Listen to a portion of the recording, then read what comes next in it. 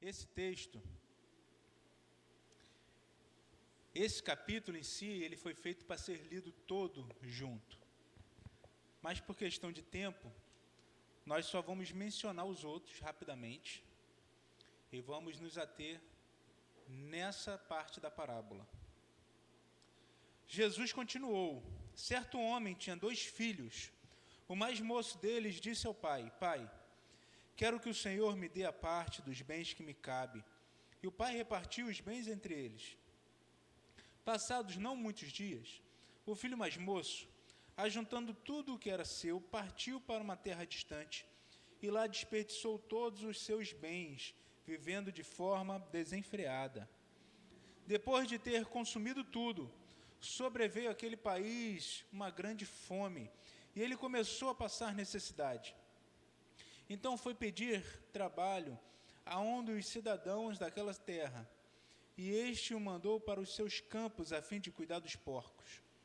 Ali, ele desejava alimentar-se das alfarrobas que os porcos comiam, mas ninguém lhe dava nada. Então, caindo em si, disse: quantos trabalhadores de meu pai têm pão com fartura, e eu aqui estou morrendo de fome. Vou me arrumar, voltar para o meu pai e lhe dizer: Pai, pequei contra Deus e diante do Senhor. Já não sou digno de ser chamado de seu filho. Trata-me como um dos seus trabalhadores. E arrumando-se, foi para o seu pai.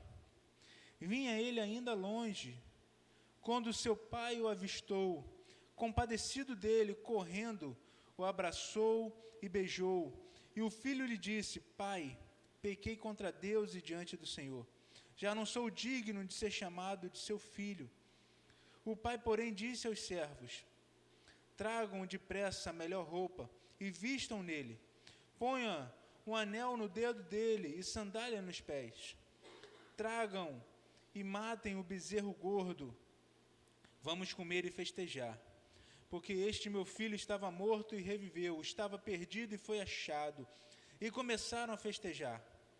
Ora, o filho mais velho estava no campo. Quando voltava, ao aproximar-se da casa, ouviu a música e as danças. Chamou um dos empregados e perguntou o que era aquilo. E ele informou: o seu irmão voltou, e por tê-lo recuperado com saúde, o seu pai mandou matar o bezerro gordo. O filho mais velho se indignou e não queria entrar. Saindo, porém, o pai procurava convencê-lo a entrar. Mas ele respondeu ao seu pai: faz tantos anos que sirvo o Senhor e nunca transgredi nenhum mandamento seu, mas o Senhor nunca me deu um cabrito sequer para eu fazer uma festa com meus amigos. Mas quando veio esse seu filho, que sumiu com os bens do Senhor, gastando tudo com prostitutas, o Senhor mandou matar o bezerro gordo para ele. Então o pai respondeu: meu filho, você está sempre comigo, tudo que eu tenho é seu. Mas era preciso festejar e alegrar-se, porque este seu irmão estava morto e reviveu, estava perdido e foi achado. Normalmente colocam a parábola do filho pródigo. Algumas versões botam a parábola do filho perdido. Você que está com o celular aí, pesquisa aí, pródigo, o que significa? Vai aparecer aí no Google aí, o que significa pródigo?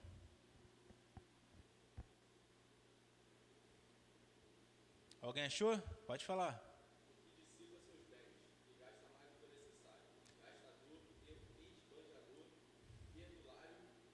Calma. Aquele que gasta sem freios. Aquele que gasta tudo. Só que tem um outro significado. Tem a parte de baixo aí do teu, Ian?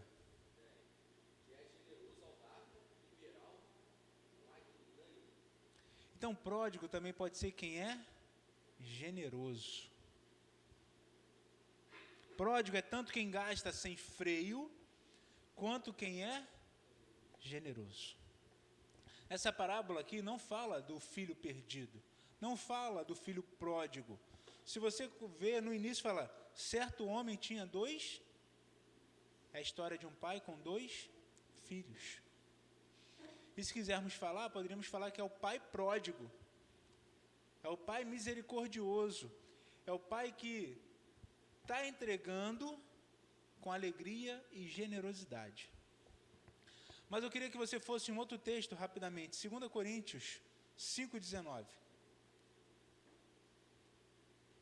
E depois volta para o texto que estamos usando. 2 Coríntios 5,19.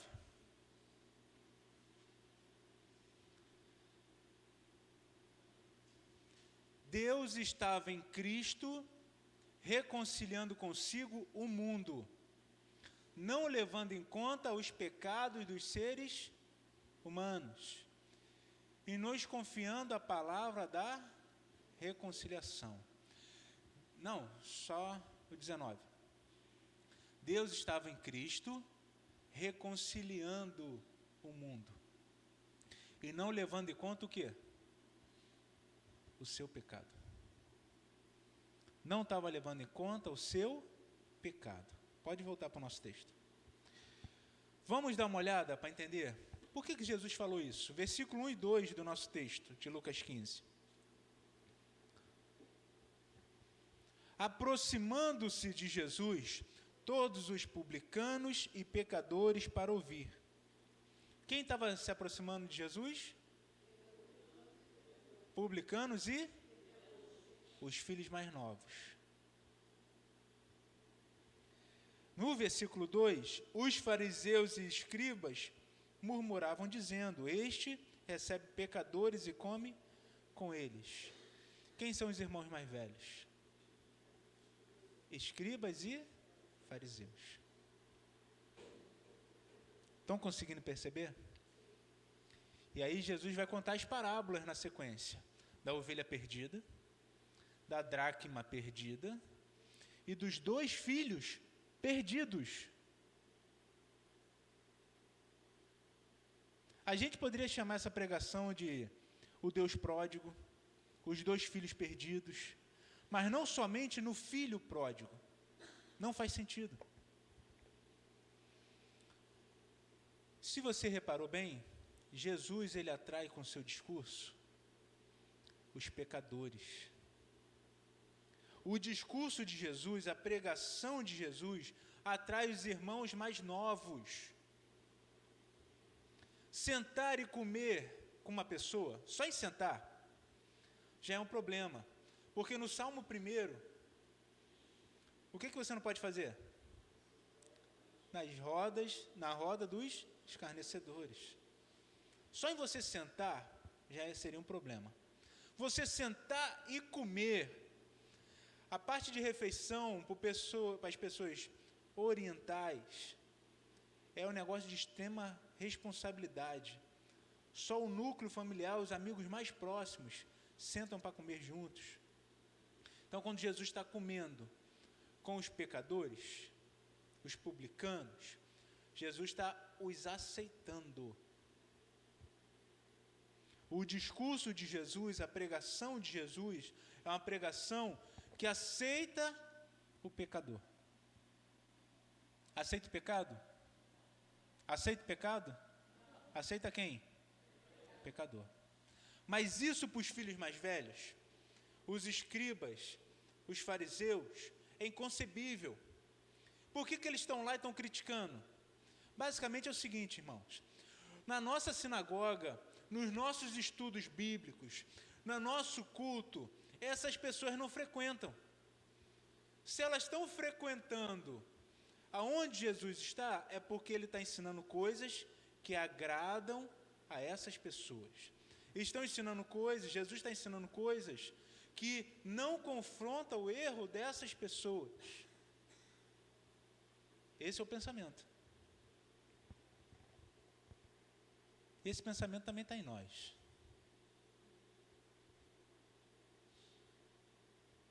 Sim ou não? Se estão indo naquela igreja, é porque aquela igreja só pode estar fazendo alguma coisa errada. Nem sempre, irmãos. Embora Paulo vai escrever que no fim, Muitos vão procurar aqueles que falam o que agrada aos seus ouvidos. Nem todos são esses. Esse pensamento que normalmente nós temos é o pensamento do filho mais velho, o filho religioso. E hoje eu quero combater um pouco disso entre nós. Não podemos ser o filho mais velho. Não podemos ser. Jesus está argumentando com os religiosos. Os religiosos que fazem tudo o que a Bíblia manda, mas são cegos. Religiosos que são bitolados e cheios de justiça própria. O filho mais velho tem a audácia de falar para o pai: pai, eu nunca errei diante de você. Eu nunca transgredi nenhum dos seus mandamentos. A gente leu isso. Isso significa que ele tem o quê? Justiça própria. Ele tem um orgulho em estar obedecendo. Você já ouviu aquelas pessoas que falam assim: eu gosto de Jesus, mas eu não gosto da igreja? Ou algo parecido? Eu sigo a Jesus, eu faço o meu culto, eu amo a Deus, mas eu não quero saber de igreja. Normalmente essa pessoa se decepcionou na igreja com os irmãos mais velhos. O irmão mais velho, nesse contexto, ele é terrível. É aquele que só está apontando o dedo, só está criticando e acha que é o santo em todas as questões.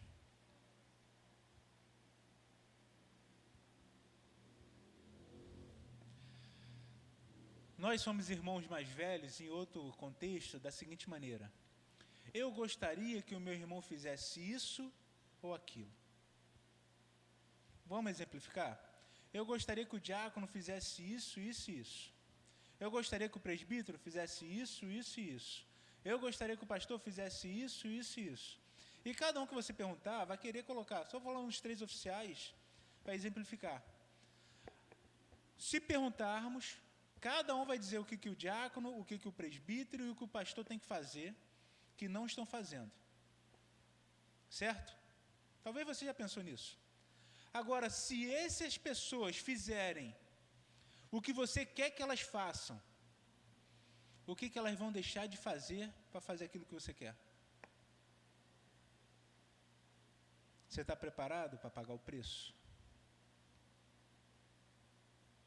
A gente nunca pensa nisso. Cada escolha que nós fazemos, a gente está deixando alguma coisa para trás. Cada caminho que nós trilhamos, outro caminho deixou de ser trilhado. E todos nós somos falhos, fracos e incompetentes em certos níveis. Então, para fazerem aquilo que você acha que deve ser feito, talvez a pessoa não consegue por ser incompetente. Incompetente, eu estou falando, não ter tempo, não ter tato, não ter jeito e várias outras coisas.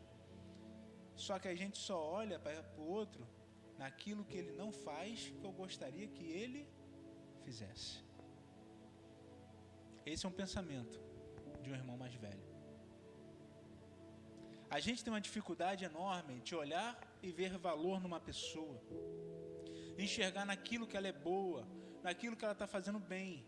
Normalmente nós enxergamos aquilo que as pessoas não estão fazendo. E se ela começar a fazer aquilo que ela não faz hoje, será que ela vai perder qualidade? Será que ela vai deixar de fazer uma outra coisa que é importante?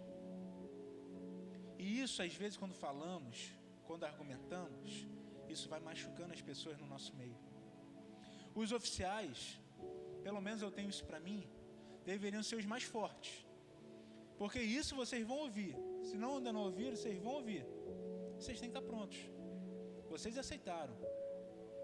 Mas isso prejudica muito quando é dito para um irmão. Para aquele que está do seu lado. Tem pessoas que nós realmente olhamos e vemos assim: tem potencial, pode fazer mais. Mas a gente precisa conhecer a história, precisa saber o que cada um passa, porque a gente conhece daqui. Mas o que você enfrentou na sua casa hoje antes de chegar na igreja? O que você passa na sua semana? O que você enfrenta no seu trabalho? E isso diminui talvez a sua fé, abala o seu psicológico e vários outros sentidos. E quando chega na igreja, você ainda é cutucado por outros que deveriam estar te amando, te apoiando contigo. Não podemos ser irmãos mais velhos. Devemos ter o cuidado com aquele que está do nosso lado. Qual foi o pedido do filho mais novo? Vocês lembram? Qual o pedido dele? Ele queria a parte dele na herança. Só tinham 2 filhos, certo? Como que funciona a herança? Não é igual hoje.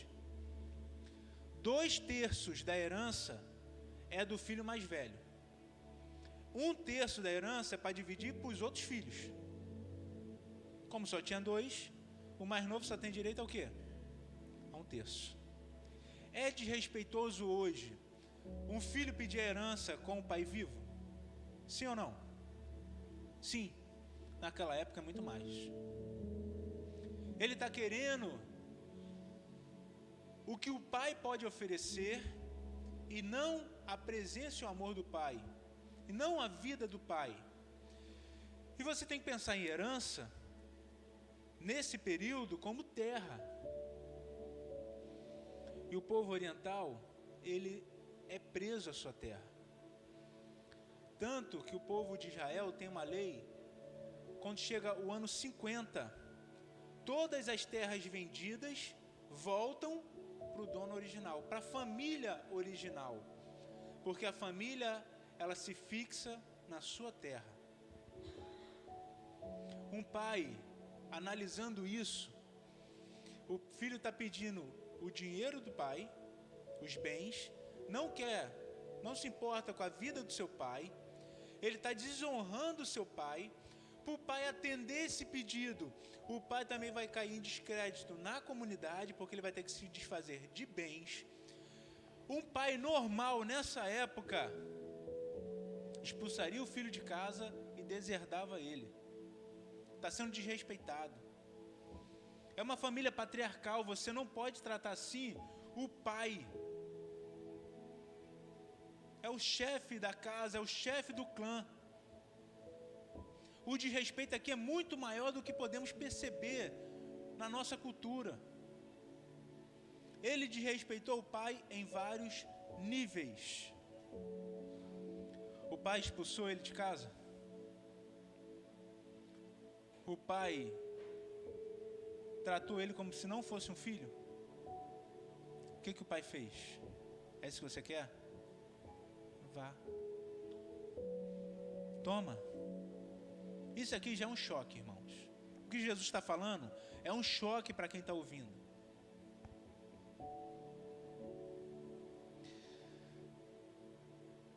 E um desrespeito não se resolve com um pedido de desculpa. Nessa época, não basta você pedir desculpas. Você tem que ressarcir o que você fez. Ele deveria agora recuperar o status como filho e pagar a dívida que ele fez do seu pai. Os terrenos que o pai perdeu e a moral que o pai perdeu. Às vezes a gente olha para o outro, machuca, chega, meu irmão, me perdoa. Pedido de desculpa não tira a mágoa no coração, não tira o tapa no rosto, não tira os sofrimentos.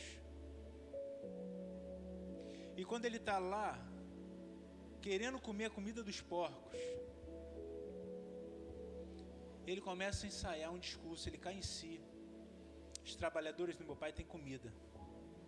Eu vou voltar, vou pedir perdão, vou pedir desculpas e vou falar: meu pai, me trata como um dos seus trabalhadores.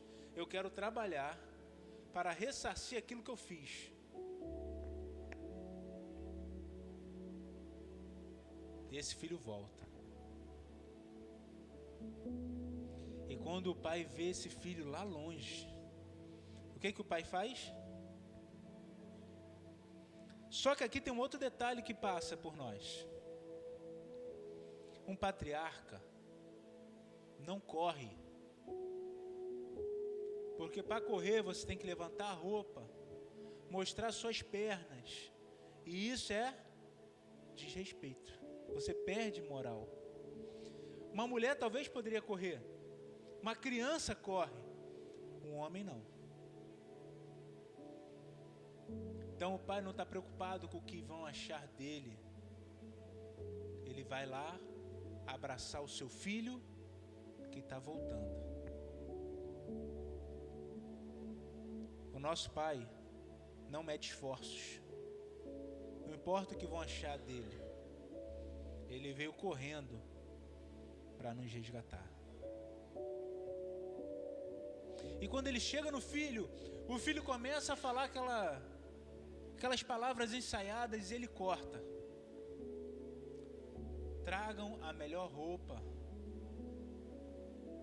A melhor roupa numa casa é a roupa do pai.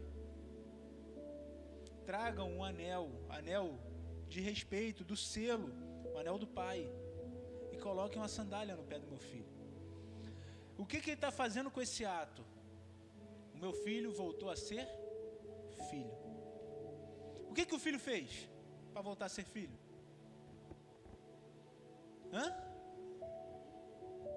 Ele só voltou. Ele só voltou.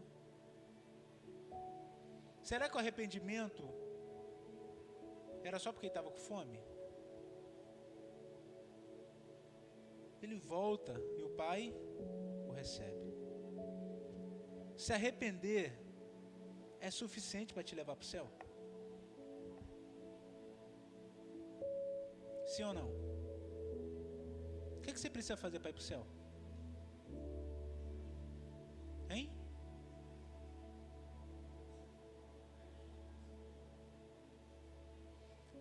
Crê no Senhor Jesus e será salvo.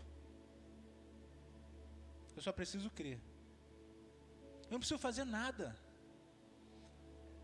E aqueles que acreditam que precisam fazer alguma coisa, que colaboram com o Senhor na salvação, eles vão viver como o filho mais velho a vida inteira, sempre achando que o pai não o ama,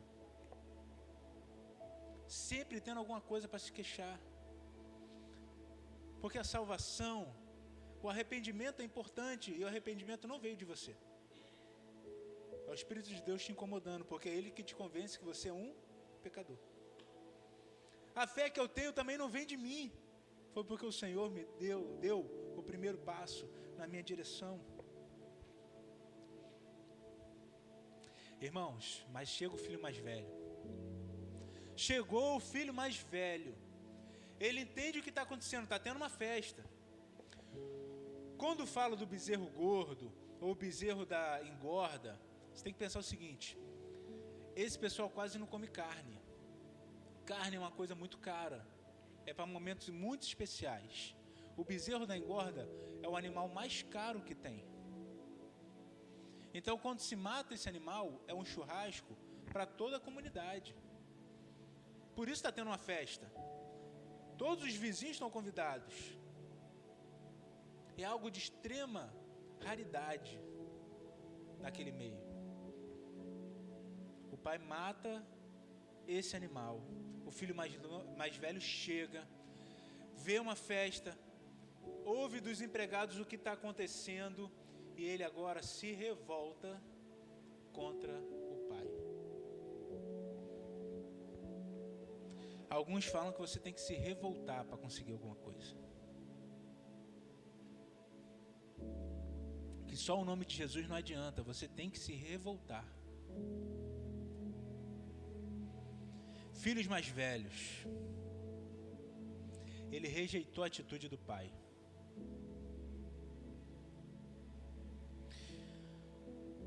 E isso traz humilhação para o pai. Ele não entra no banquete. Ele fez o seu pai sair da festa. Ele é o patriarca. Ele está humilhando o seu pai. Ele começa a falar com o pai como tivesse no mesmo patamar de autoridade. Isso que você fez é injusto. Você não poderia ter feito isso. Você já fez isso? Diante de Deus? Nas suas orações? Por que, Senhor, comigo? Por que aquele ímpio faz isso e prospera e eu não? Por que essas coisas estão acontecendo comigo e eu estou andando direitinho com o Senhor? Talvez você já fez uma oração dessa. Já reclamou com o Senhor nesse nível. Mas, Senhor, eu vou para o culto, eu sou o primeiro a chegar, eu não perco nenhuma programação, eu limpo a igreja, eu trabalho para o Senhor, eu dou meu dízimo e minha oferta.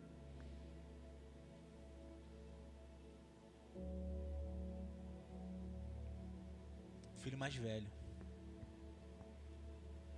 O mais velho, ele está se preocupando com os custos da festa. O mais velho não está preocupado com a reintegração do mais novo. O que ele está preocupado é que o mais novo agora voltou a ser herdeiro de novo. E ele fala para o pai assim: o Senhor não tem o direito de fazer isso.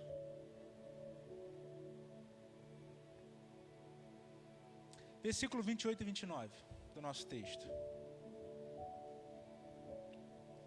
Por que ele está falando isso, o mais velho? Uma parte dos versículos vai falar assim: faz tantos anos que sirvo o Senhor. Poderia ser traduzido: faz tantos anos que eu trabalho para o Senhor como um escravo. E o Senhor nunca me deu nada. Presta atenção, o mais novo, ele queria os bens do pai para sair e ir embora. O mais velho estava com o pai, na casa do pai, servindo ao pai, para ter o que em troca? Os bens. Os bens. Os bens era a prioridade dos dois. Talvez você está dentro da igreja e está perdido. Você está aqui dentro, só querendo os bens do Senhor. E você faz e o que faz, trabalha e vem e isso. De vez em quando eu faço essa pergunta: por que você faz o que faz dentro da igreja? De repente, você está pensando que está para conseguir alguma coisa. Eu venho no culto para me alimentar, eu venho no culto para ganhar uma bênção. Tudo isso é o pensamento que vai te transformar em um filho mais velho. Faz tantos anos que sirvo o Senhor. A barreira entre o mais novo e o pai era o pecado. A barreira entre o mais velho e o pai não é o pecado, como nós consideramos pecado. Porque quando fala em pecado, normalmente a gente pensa o quê? Em roubo, traição, adultério e algumas outras coisas. Então, nesse ponto de vista, o que está afastando o mais velho não é o pecado. Porque ele nunca desobedeceu o pai. E o pai também nunca falou o contrário na parábola. O que está afastando ele do pai é o orgulho. O orgulho do próprio comportamento que ele tem, do seu comportamento moral.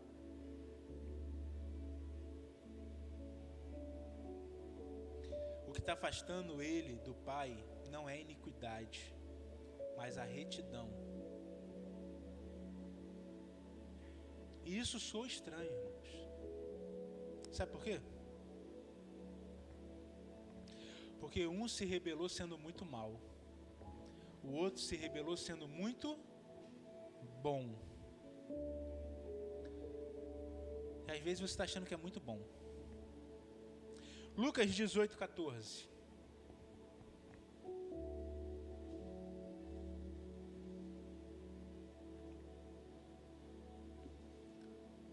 Porque todo que se exalta será humilhado, mas o que se humilha será. Ele se exalta. Você conhece alguém assim? Ou você é assim?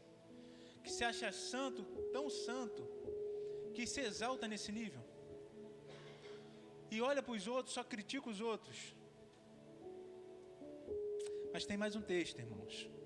Salmo 138:6.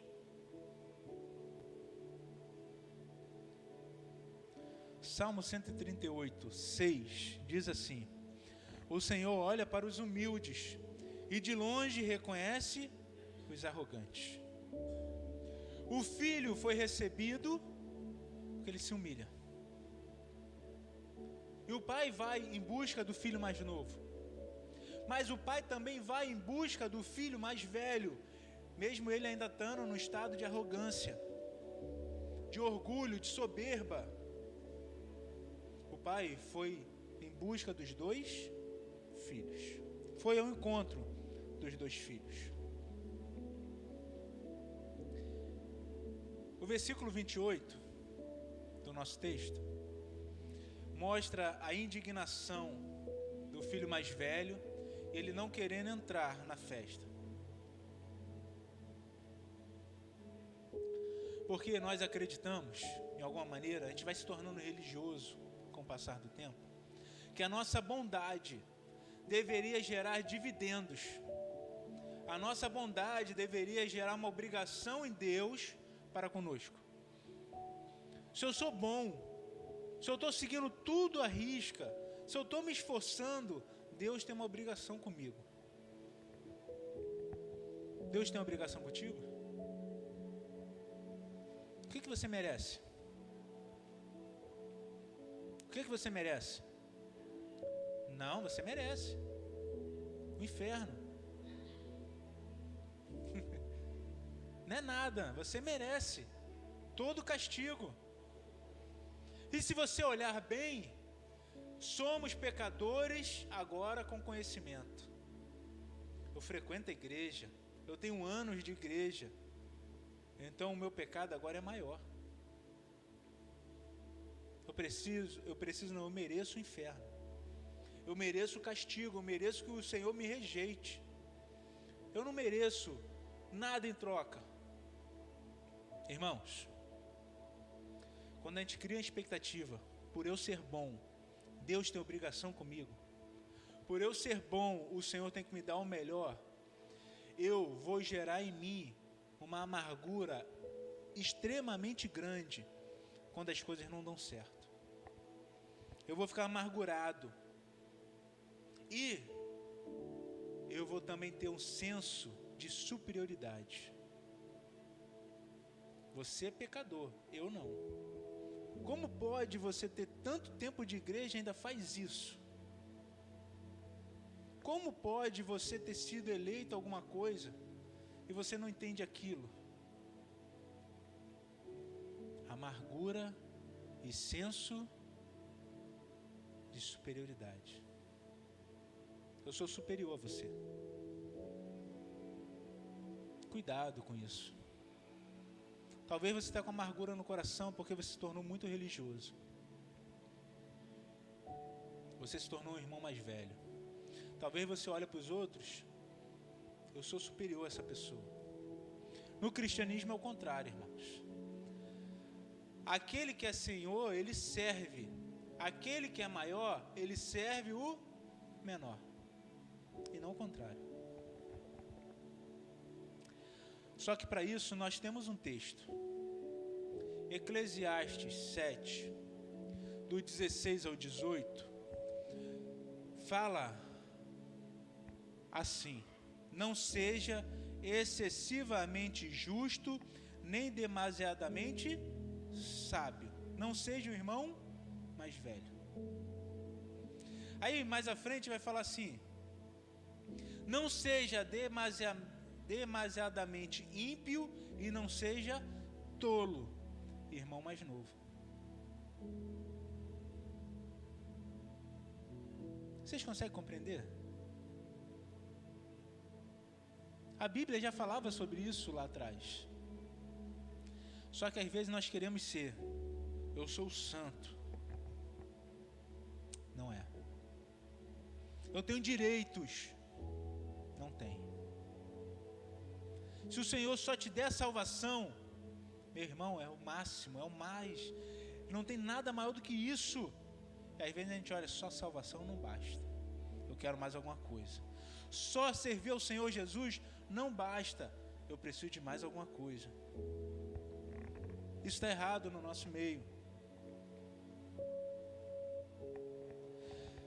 Jesus está condenando a atitude dos dois irmãos.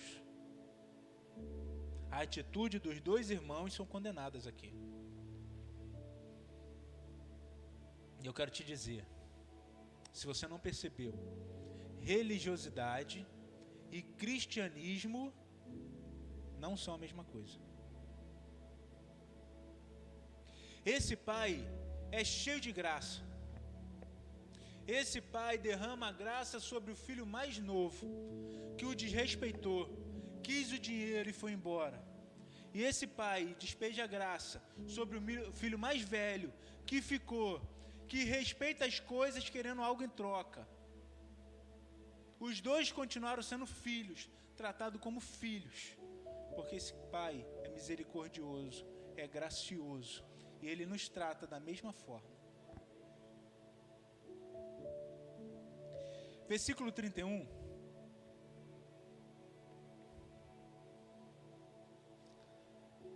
O pai fala para o filho mais velho: tudo o que é meu é seu.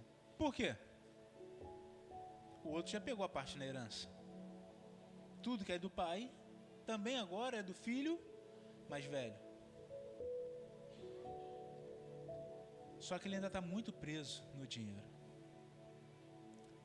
Quando a gente fala em confissão de pecados, e vamos fazer essa oração daqui a pouco, talvez a gente pense numa lista de erros que eu cometi. Lista de pecados.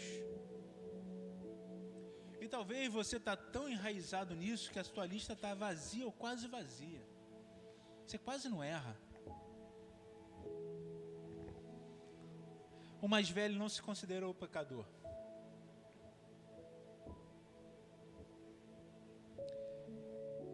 Esse é um tipo de pessoa que ele afronta as demais, tenta controlar tudo e se acha superior. Ele tenta controlar até Deus. Só que aí, irmãos, eu quero te dizer, você precisa se arrepender do erro que você comete. Todos concordam? Você precisa se arrepender do erro. Mas também você precisa se arrepender das razões que te levaram a fazer o certo. Compliquei?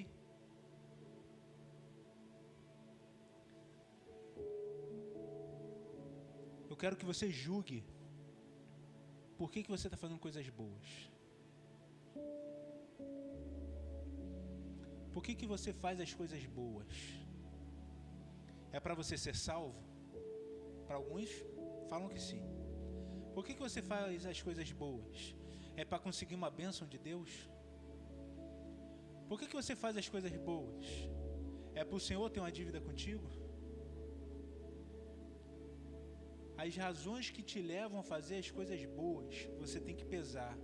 Essas razões podem estar erradas. Falamos de dízimo antes da pregação. Talvez você dá o dízimo para que as portas do céu se abram. Você está fazendo errado. Você está fazendo uma coisa certa, com a razão, e você tem que se arrepender disso. Eu vou para a igreja cultuar a Deus hoje, porque eu quero a minha bênção da semana. Porque eu quero receber um alimento para essa semana. O culto não é isso, irmãos. A razão está errada. Eu vou cultuar a Deus, querendo ou não querendo, porque eu vou cultuar a Deus, vou servir a Deus. Ele me abençoar é uma consequência, que Ele dá ou não dá. Ele me abençoar quando eu dizimo e oferto é uma consequência, e não a finalidade. E Ele abençoa quando Ele quer, como Ele quer. E talvez primeiro Ele vai ter que te quebrar, para depois poder te dar, que você não está pronto para receber. Então você precisa se arrepender dos seus erros. E você precisa se arrepender da tua motivação em fazer o certo. Se a motivação não for só agradar a Deus, só amar a Deus, só servir a Deus. Irmãos, talvez você venha em todas as programações, esteja em todos os cultos, e a tua razão está errada. Você é o irmão mais velho. Talvez você está nas suas orações confrontando a Deus, ou se revoltando contra Deus, como alguns falam. A tua razão está errada. E isso precisa ser motivo de oração e pedir perdão. Só que, irmãos,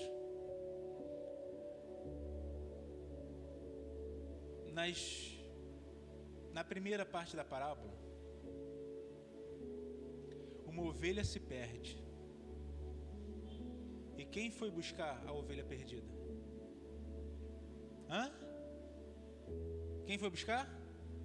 O pastor. Na segunda parte da parábola, uma moeda foi perdida. E quem foi buscar? A mulher, que era dona da moeda. Agora, na terceira parte da parábola, o filho mais novo se perdeu. Quem foi lá buscar? Não foi. O pai foi o encontrar no caminho, quando ele estava voltando. Quem foi buscar lá onde ele estava perdido? Ninguém.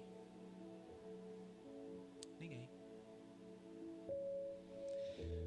Eu quero que você imagine o seguinte: as pessoas estão ouvindo a história. Cada coisa que se perdeu, alguém foi buscar. Talvez aqueles que estão ouvindo estão pensando: quem vai buscar esse filho?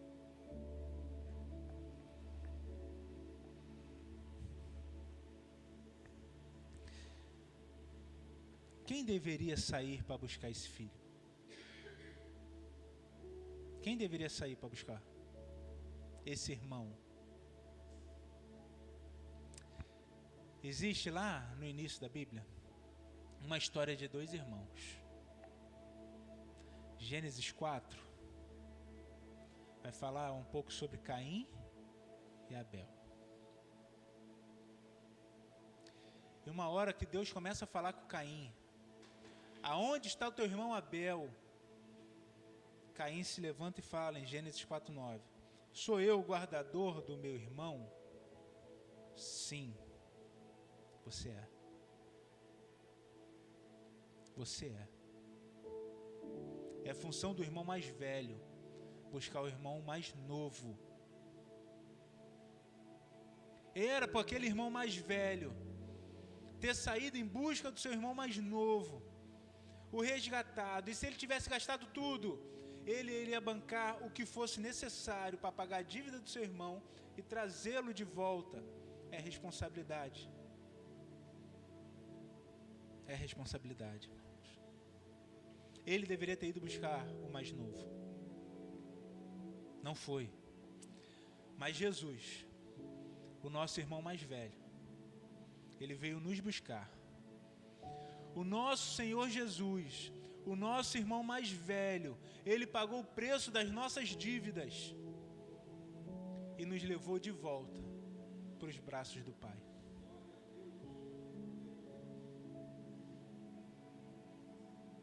O Senhor fez isso contigo, fez isso comigo. Faz isso com aquele irmão que saiu. Faz isso com aquele irmão que te ofendeu. Busca eles. Vai lá e tira da presa do inimigo. Não espera, irmãos, porque uma hora ele vai cair em si e vai voltar. Mas era a sua função, era a minha função buscá-los. Como um dia eu fui resgatado. Você foi resgatado no Senhor. Ele pagou o preço. Ele te tirou lá das alfarrobas e dos porcos. Ele te trouxe de novo. E você agora pode falar: eu sou filho. Eu tenho um pai. Eu não estou sozinho. O Senhor está conosco, irmãos. Não seja como Caim. Não seja como os escribas e fariseus. Mas também não seja o irmão mais novo. Sempre nas igrejas, quando nós estudamos crescimento de igreja, chega alguns números. Nesse patamar, vai chegando um patamar de número de membros, que a igreja ou ela retrocede, ou ela avança. Aqui, já chegou algumas vezes nesse número e retrocede. Começa pessoas saírem, começa confusões aparecerem, pecados serem descobertos. Por quê? Que quanto mais pessoas chegam, mais irmãos mais novos vão chegando, mais a igreja vai mudando. E quem é a maior resistência? Os irmãos mais velhos. Então, se você está sendo um bom irmão mais velho, a igreja vai se enchendo cada vez mais de irmãos mais novos, arrependidos. E os obstáculos vão passando. As coisas vão acontecendo. Então, nós estamos de novo chegando a esse patamar. São alguns números que sempre acontece isso nas igrejas.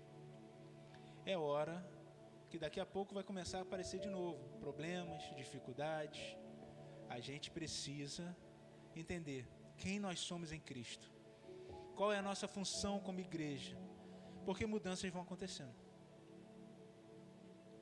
Agora, você vai ser aquele que vai querer acompanhar a mudança para evoluir outros, ou você quer que as coisas permaneçam como estão? Os irmãos mais velhos são um problema, mas também são uma solução. É a solução. Porque quem prega a palavra de Deus é você, que já tem tempo. Quem vai cuidar da pessoa que vai chegar é você. Quem vai recebê-la, quem vai dar uma palavra de ânimo é quem? Você. Mas se ela chega e você só critica a roupa que ela usa, a forma que ela fala, como ela se comporta, você só faz críticas e críticas e críticas, você está sendo o irmão mais velho dessa parábola. Você não está ajudando. E você que está em pé, cuide para que não. Está na hora, e já passou, de muitos aqui pararem de comer comida de criança, e se alimentarem como adultos e terem responsabilidade. Está na hora de fazer aquilo que o Senhor te chamou para fazer. Em nome de Jesus. Amém?